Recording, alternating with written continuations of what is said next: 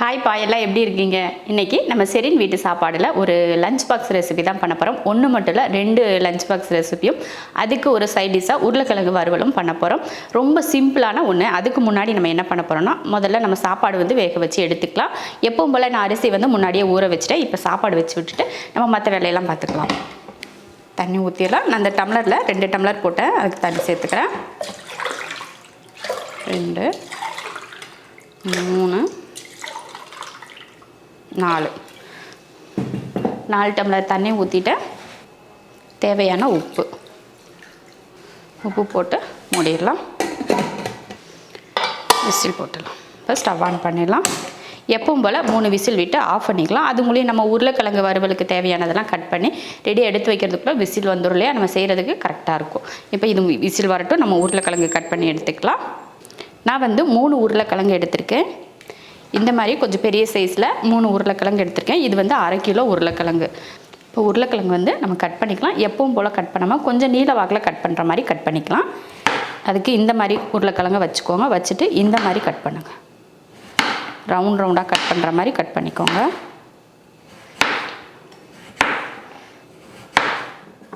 இந்த மாதிரி ரவுண்டாக கட் பண்ணி எடுத்தாச்சு. எடுத்ததுக்கப்புறம் மறுபடியும் இதை நீல வாக்கில் கட் பண்ணி எடுக்கணும். அதில் நம்ம சிப்ஸுக்கெலாம் கட் பண்ணோம் பார்த்தீங்களா, அந்த மாதிரி இது போல் கட் பண்ணிக்கோங்க.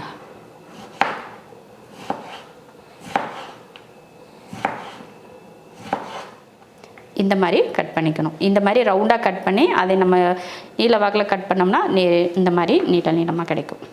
இதே போல் மற்ற எல்லா காயுமே நம்ம கட் பண்ணி எடுத்துக்கலாம் நீல வாக்கில். உங்களுக்கு மொத்தமாக கட் பண்ண வரலைன்னா கொஞ்சம் கொஞ்சமாக கூட நீங்கள் கட் பண்ணி எடுத்துக்கோங்க. இந்த மாதிரி ஒவ்வொரு கிழங்காய் எடுத்து கட் பண்ணிக்கோங்க. இப்போ எல்லாத்தையும் கட் பண்ணி எடுத்தாச்சு. இப்போ அதை தண்ணியில் சேர்த்துடலாம். இப்படியே வச்சோன்னா கருத்து போகலையே, அதனால் கொஞ்சம் தண்ணியில் போட்டு வச்சிடலாம் வறுக்கிற வரைக்கும். உருளைக்கிழங்கு ரெடி ஆயிடுச்சு. இப்போ வறுவல் பண்ணிக்கலாம். ரைஸை நம்ம வேறு அடுப்பில் மாற்றி வச்சுட்டு வறுவல் பண்ணிக்கலாம். அது ரெடி ஆகிட்டு ஸ்டீமெல்லாம் அடங்குறதுக்கு கரெக்டாக இருக்கும். இந்த வறுவல்லாம் முடிச்சுட்டு நம்ம மற்றதெல்லாம் தாளிக்கிறதுக்குள்ளே இதை மாற்றி வச்சுட்டு நம்ம உருளைக்கிழங்கு தாளித்து விடலாம். உருளைக்கிழங்கு தாளிக்கிறதுக்கு ஒரு கடாய் வச்சுக்கலாம். வறுவல் பண்ணுறதுக்கு எண்ணெய் ஊற்றிக்கலாம். எண்ணெய் நல்லா காஞ்சதுமே கொஞ்சம் கடுகு உளுந்து, கருவேப்பிலை கொஞ்சம், ஒரு 5-6 பூண்டு பல்லை தட்டியிருக்கேன், அதையும் சேர்த்துக்கலாம்.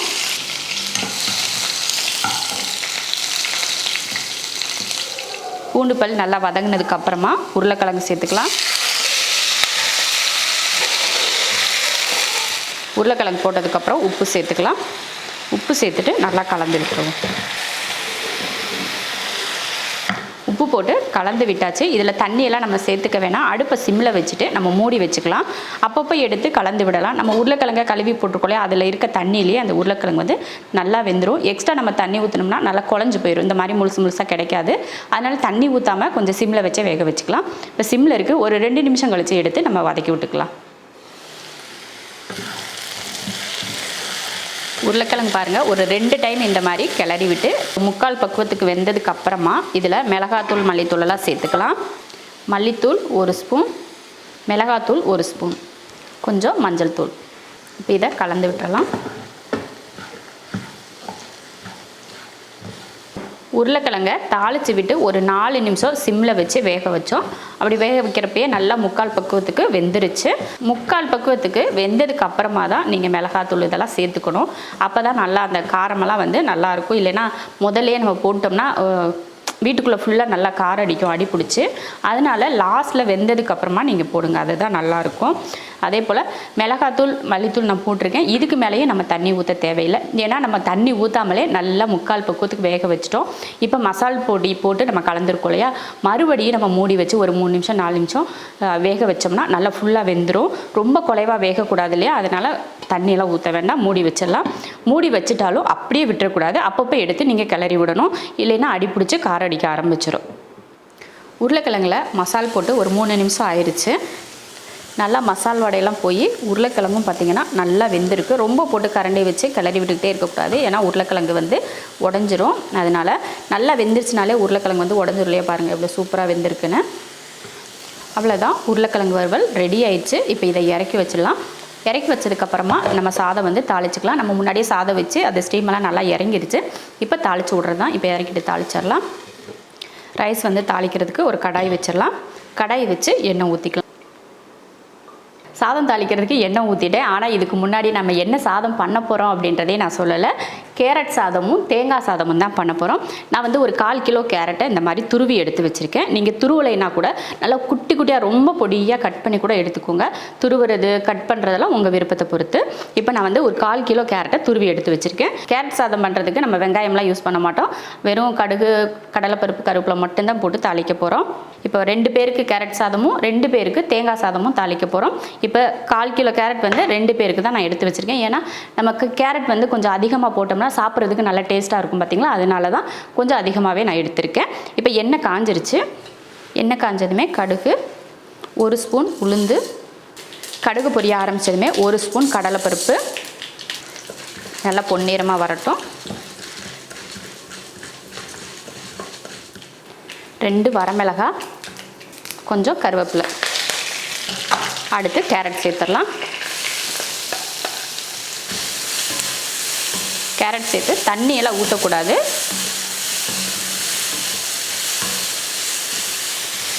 கொஞ்சம் உப்பு, நம்ம கேரட்டுக்கு பொரியலுக்கெல்லாம் சேர்ப்போம் இல்லையா, அந்த மாதிரி லைட்டாக உப்பு சேர்த்துக்கோங்க.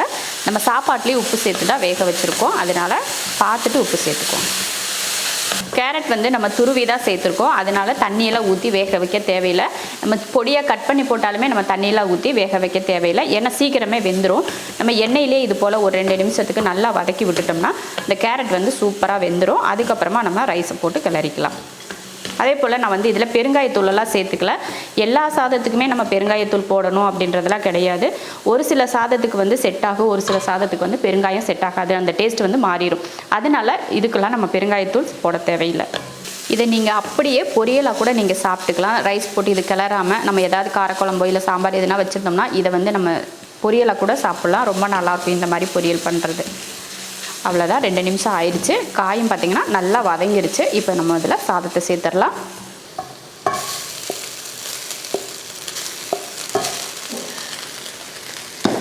அடுப்பை சிம்மில் வச்சுருங்க. இப்போது ரைஸ் போட்டதுக்கப்புறம் அடுப்பை சிம்மில் வச்சிடணும். கொஞ்சம் மல்லித்தலை, உப்பெல்லாம் சரியாக இருக்கான்னு பார்த்துட்டு பத்தலைன்னா இந்த டைமில் நீங்கள் உப்பு போட்டு கிளறிக்கலாம்.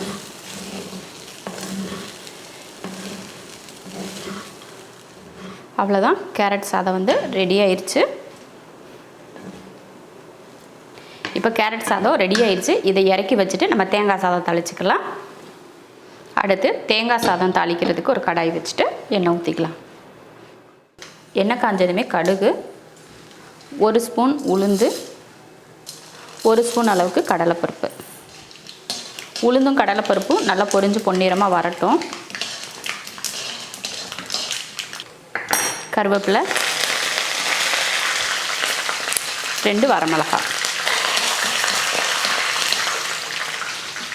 அடுத்து தேங்காய்,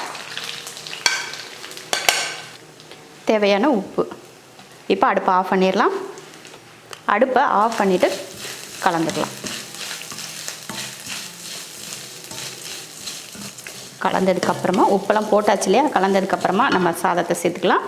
இதுவும் 2 பேர் சாப்பிடக்கூடிய அளவில் தான் செய்ய போகிறோம். இப்போ இதை கலந்து விட்டுடலாம்.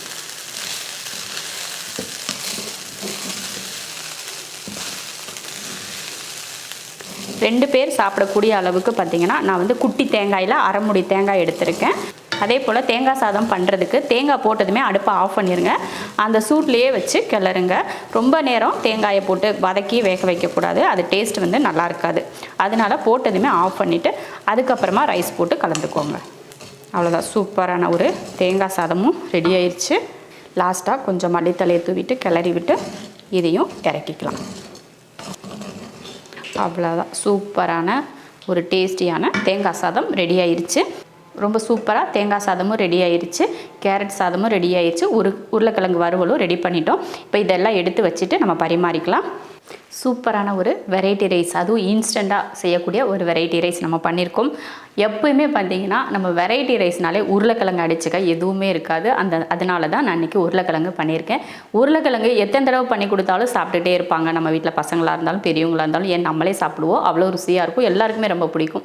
அதனால் உருளைக்கிழங்கு அப்படின்னா கண்ணை மூடிட்டு வெரைட்டி ரைஸ்க்கு ஓகே அப்படின்னு சொல்கிற மாதிரி தான் இருக்கும். அதனால தான் உருளைக்கிழங்கு பண்ணிட்டேன். கேரட் ரைஸ் வந்து ரொம்ப ரொம்ப சூப்பரான ஒரு ரெசிபி. குழந்தைங்களுக்கு வந்து நம்ம காயெல்லாம் கொடுத்தோம்னா சாப்பிட மாட்டாங்க பார்த்தீங்களா, அந்த மாதிரி இந்த மாதிரி ரைஸில் போட்டு நம்ம எடுத்து ஊட்டினாலும் சின்ன குழந்தைங்களுக்கு ஒரு 3 வயசு 4 வயசு குழந்தைங்களுக்கு ஊட்டினாலும் சூப்பராக சாப்பிடுவாங்க. அதே போல் வேலைக்கு போகிறவங்களுக்கு ஸ்கூலுக்கு போகிறவங்களுக்கெல்லாம் இந்த மாதிரி லஞ்ச் கொடுத்து விட்டா மதிய நேரம் சாப்பிட்றதுக்கு ரொம்ப ரொம்ப சூப்பராக இருக்கும். அதே போல் தேங்காய் சாதம் பார்த்திங்கன்னா இது வந்து இன்ஸ்டண்ட்டாக நம்ம பண்ணுறது தேங்காய் துருவலில் ரொம்ப ரொம்ப ஈஸியான ஒரு ரெசிபி இதுவும் கூட. இதே நம்ம மதியத்துக்கு லஞ்சு கொடுத்து விட்றப்ப இது ஆறி போயிடும் அப்படின்னு நினச்சா கூட சாப்பிட்றதுக்கு ரொம்ப நல்லாயிருக்கும். இதுவே நம்ம தேங்காய் பாலெல்லாம் ஊற்றி நம்ம லஞ்சுக்கு கொடுத்து விடலாம். ஆனால் அது வந்து கொஞ்சம் ஆறிடுச்சுன்னா அந்த பால் சேர்த்து செய்கிறதுனால கொஞ்சம் சாப்பிட்றதுக்கு அந்த தேங்காயோட ஸ்மெல் தெரியும் இல்லையா, அதனால் அது செய்கிறத விட இது இன்ஸ்டண்ட்டாக நீங்கள் செஞ்சுக்கலாம். அது கொஞ்சம் டைம் அதிகம் இருக்கும், இது கொஞ்சம் டைம் கம்மியாக இருக்கும் உங்களுக்கு.